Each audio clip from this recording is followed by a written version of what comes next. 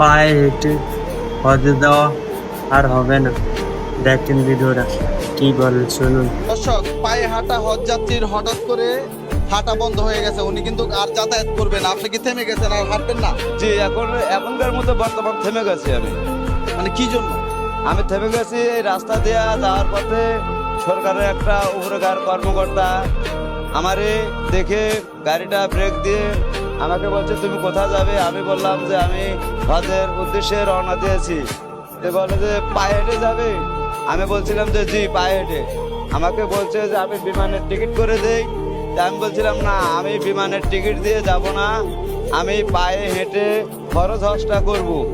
সেক্ষেত্রে আমাকে বলছে তোমার কি কি কাগজপত্র আছে। আমি কাগজপত্র দিয়েছি, আমার কাছে যা যা আসিল এগুলা সব প্রসেস করে দিয়েছি। সে বলেছে যে কিছুদিনের মধ্যে, অল্প কিছুদিনের মধ্যেই আপনাকে আমরা দেশের পক্ষ থেকে এবং উনি হেল্প করে আমাকে ভিসা দিবে, একথা আমাকে বলছে।